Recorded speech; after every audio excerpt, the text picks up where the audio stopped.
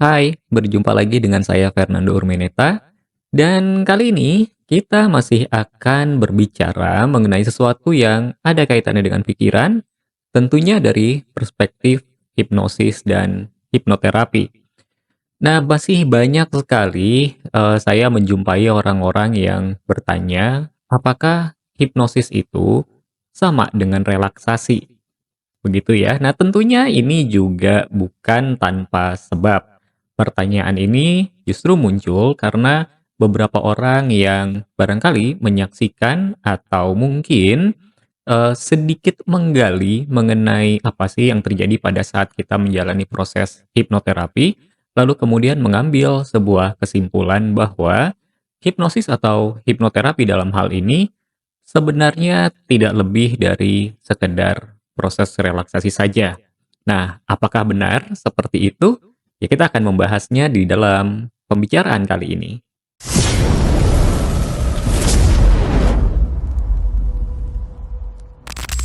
Nah, mengapa masih banyak orang yang beranggapan bahwa hipnosis atau hipnoterapi itu sebetulnya tidak lebih dari sekedar relaksasi belaka?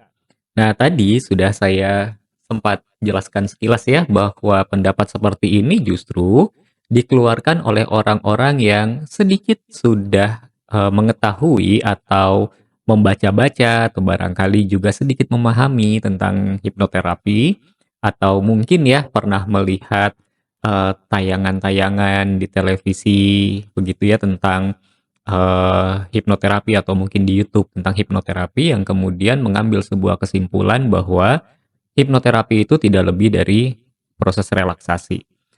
Nah, teman-teman, penyebabnya itu tidak lain dan tidak bukan karena kebanyakan praktisi hipnoterapi pada saat membimbing kliennya untuk masuk ke dalam kondisi hipnosis itu memang menggunakan teknik relaksasi. Dan beberapa orang, beberapa klien gitu ya, bahkan mungkin bukan hanya beberapa, kita bisa mengatakan hampir semua klien yang menjalani proses hipnoterapi itu akan apa namanya, ketika sudah selesai ya, dia akan terjaga kembali dengan perasaan yang sangat rileks. Sehingga akhirnya berasumsi bahwa hipnoterapi itu ya sama dengan relaksasi. Nah, teman-teman, sebetulnya antara hipnosis atau hipnoterapi dalam hal ini dengan relaksasi itu adalah dua hal yang sangat jauh berbeda. Di mana Eee, hipnosis atau hipnoterapi ya, jadi mungkin kita akan membahasnya dari perspektif hipnoterapi saja, di mana hipnoterapi mungkin ya kalau teman-teman yang, sudah menyaksikan video-video saya yang sebelumnya itu bisa mengetahui bahwa hipnoterapi itu adalah sebuah, apa namanya, pendekatan terapeutik yang dilakukan ketika seseorang berada di dalam kondisi hipnosis. So, artinya pada saat, hipnoterapi itu dilakukan, maka ada tujuan di mana seseorang yang menjalani sesi hipnoterapi itu akan mengalami perubahan. Baik itu perubahan dari aspek emosionalnya, ataukah dari aspek perilakunya, atau bahkan dari mindsetnya itu ada sebuah perubahan di situ. Di mana di sisi lain, relaksasi itu adalah sebuah pendekatan yang dilakukan untuk membuat tubuh dan pikiran kita lepas dari ketegangan atau masuk ke dalam kondisi yang rileks. Tanpa ada proses terapeutik di situ ya. Jadi tidak ada penggalian permasalahan, lalu kemudian juga tidak ada proses-proses lain yang hanya akan dilakukan di proses hipnoterapi. Nah, jadi dari sekilas ini saja kita sudah bisa melihat bahwa antara hipnosis atau hipnoterapi dengan, relaksasi itu jauh berbeda. Nah, kita juga tentunya akan membahas apa saja sih perbedaan antara hipnosis atau hipnoterapi dengan relaksasi. Perbedaan yang pertama adalah dari tujuannya. Hipnosis digunakan itu untuk tujuan yang spesifik. Misal, untuk menghentikan kebiasaan merokok, untuk menghentikan kebiasaan menunda-nunda, atau mungkin ya untuk, bisa memaafkan perilaku orang lain di masa lalu, seperti itu ya. Nah, dalam proses hipnosis atau proses hipnoterapi, itu selalu ada, tujuan spesifik yang ingin dicapai. Nah, sedangkan dalam relaksasi itu tidak ada tujuan yang spesifik. Tujuannya adalah umum, yaitu hanya sekedar untuk mencapai kondisi relaksasi saja. Yaitu hanya untuk, melepaskan kepenatan, hanya untuk melepaskan, ketegangan di tubuh, seperti itu ya.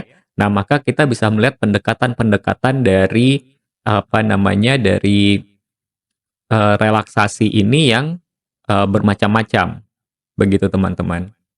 Perbedaan yang kedua adalah dalam kondisi hipnosis, seseorang itu akan terbuka terhadap saran. Jadi lebih mudah untuk menerima saran atau kalau dalam bahasa teknisnya sugesti begitu ya. Nah, sehingga ada sugesti yang terlibat dalam sebuah proses hipnosis. Sedangkan dalam relaksasi itu tidak ada sugesti yang diberikan. Kenapa? Karena fokus dari relaksasi itu hanya pada kondisi tubuh, bukan pada kondisi pikiran. Perbedaan yang ketiga adalah pada kondisi fokusnya, di mana dalam proses hipnosis, terutama dalam proses hipnoterapi, klien itu disyaratkan untuk bisa fokus yang baik atau fokus yang intens, sedangkan dalam relaksasi itu bukan menjadi persyaratan. Klien itu harus fokus atau seseorang itu harus fokus begitu ya. Karena dalam relaksasi yang penting dia mendengarkan saja instruksi, lalu kemudian dia mengikuti instruksinya dan ya sudah hanya itu saja gitu. Sedangkan dalam hipnosis itu nanti akan melibatkan banyak hal yang lebih kompleks, yang lebih intens juga gitu ya, di mana, melibatkan apa namanya, recalling memori tertentu dan lain sebagainya. Jadi, dari 3 hal ini kita sudah bisa melihat dengan jelas bahwa antara hipnosis dengan relaksasi itu merupakan 2 hal yang berbeda. Nah, meskipun begini teman-teman ya, tidak bisa dipungkiri bahwa salah satu cara untuk kita mencapai kondisi relaksasi itu juga bisa menggunakan hipnosis. Dan di sisi yang sebaliknya, bahwa untuk mencapai kondisi hipnosis, itu salah satu cara yang biasa digunakan oleh para praktisi hipnoterapi adalah menggunakan relaksasi.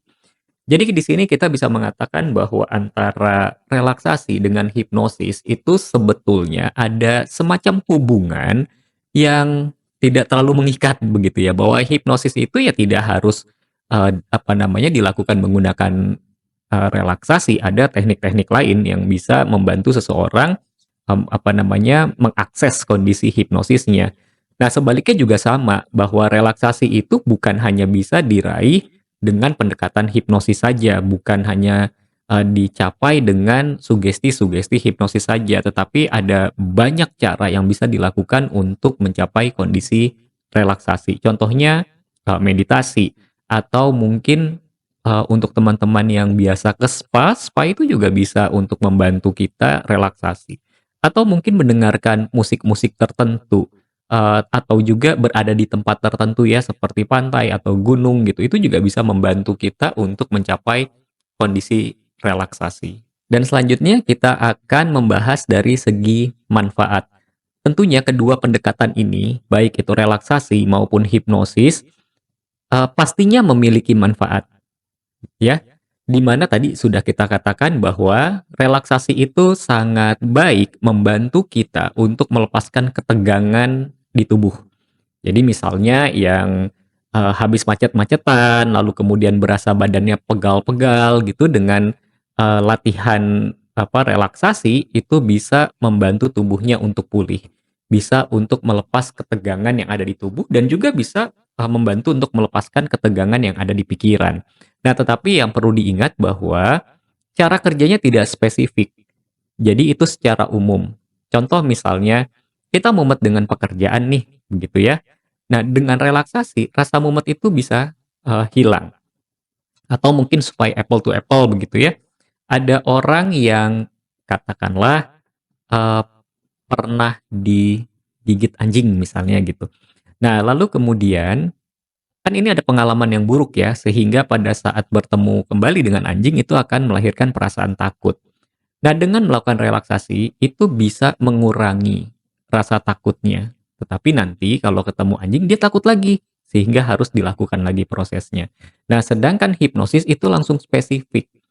Sehingga, peristiwa pertama yang menyebabkan rasa takut itu muncul pada diri seseorang, itu diakses lalu kemudian diberikan sebuah pemaknaan yang berbeda, sehingga nantinya pada saat orang tersebut bertemu dengan anjing kembali, rasa takutnya sudah, berkurang sangat jauh tanpa perlu melakukan, apa namanya, relaksasi, begitu ya.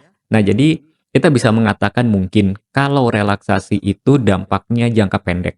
Sedangkan, hipnosis itu kalau dilakukan dengan benar, dilakukan dengan tepat, dia bisa, memberikan satu dampak positif dalam jangka menengah sampai dengan jangka panjang. Ya, karena, eee, agak terlalu prematur kalau saya mengatakan permanen.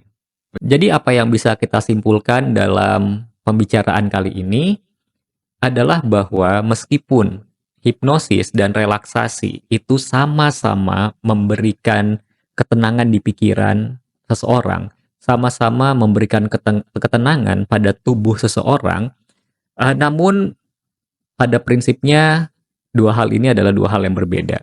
Nah, di mana tadi sudah dikatakan bahwa relaksasi itu memberikan dampak yang umum, sedangkan hipnosis atau hipnoterapi dalam konteks ini memberikan dampak yang spesifik. Seperti itu teman-teman ya. Nah, eee, dalam pertemuan ini saya bukan ingin membandingkan mana yang lebih baik antara relaksasi dengan hipnosis, karena saya sendiri berpandangan bahwa tidak semua masalah perlu diatasi dengan hipnoterapi.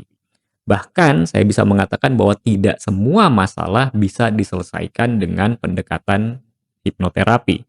Mengapa? Karena ada kondisi-kondisi tertentu yang bahkan, tidak dianjurkan untuk dilakukan proses hipnosis. Ya ini ya tentunya yang berkaitan dengan, kondisi gangguan kejiwaan yang berat ya teman-teman ya.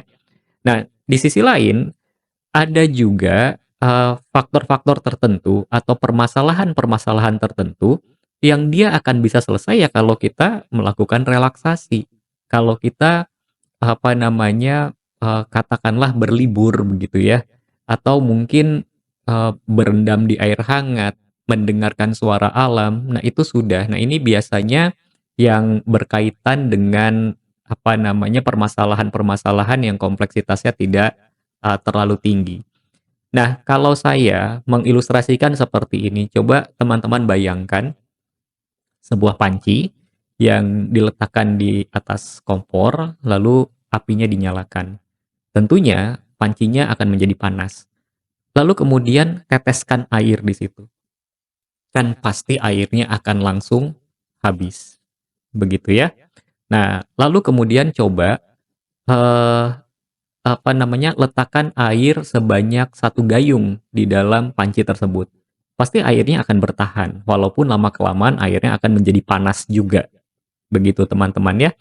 Nah lalu yang kedua, coba bayangkan apabila si panci itu ditaruh di atas kompor, tetapi tidak dinyalakan kompornya. Lalu teman-teman teteskan air, nah maka air itu bisa bertahan di situ.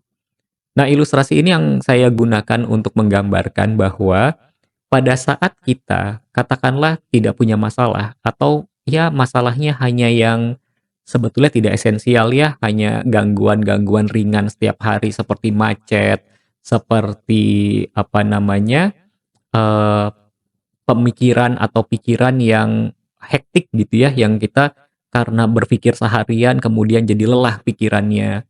Ya itu seperti panci yang diletakkan di atas sebuah kompor tapi kompornya tidak menyala.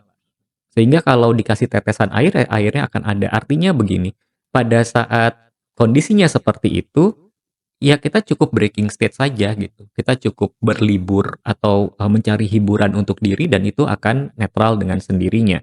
Nah, tetapi ada kondisi tertentu yang seperti panci yang diletakkan di, kompor yang menyala, apalagi apinya besar ya Kak. Tentunya semakin semakin besar apinya ya semakin cepat panasnya gitu, sehingga dibutuhkan air yang lebih banyak untuk bisa, bertahan di dalam kondisi itu.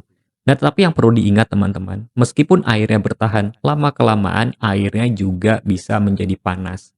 Nah, disinilah kemudian terapi, bermain gitu ya, terapi, memberikan, apa namanya, manfaatnya, yaitu bukan dengan menambah airnya terus-menerus. Artinya begini, coba teman-teman bayangkan setiap kali teman-teman punya masalah, lalu teman-teman berlibur, cari hiburan, cari pelarian dan lain sebagainya. Itu kan pasti akan menghabiskan waktu dan menghabiskan biaya yang nantinya akan jauh lebih besar.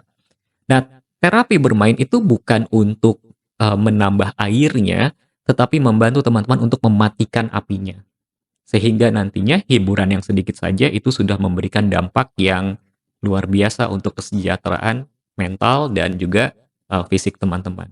Seperti itu ya. Sekali lagi saya bukan ingin membandingkan mana yang lebih baik antara relaksasi dengan hipnosis atau hipnoterapi. Karena kembali lagi setiap modalitas, setiap keilmuan pasti ada manfaatnya dan pasti ada tempatnya. Begitu teman-teman ya. Nah, mungkin itu yang bisa saya sampaikan dalam perjumpaan kali ini. Terima kasih sudah berkenan untuk menyaksikan dan kita akan berjumpa lagi di diskusi-diskusi kita yang berikutnya. Sampai jumpa.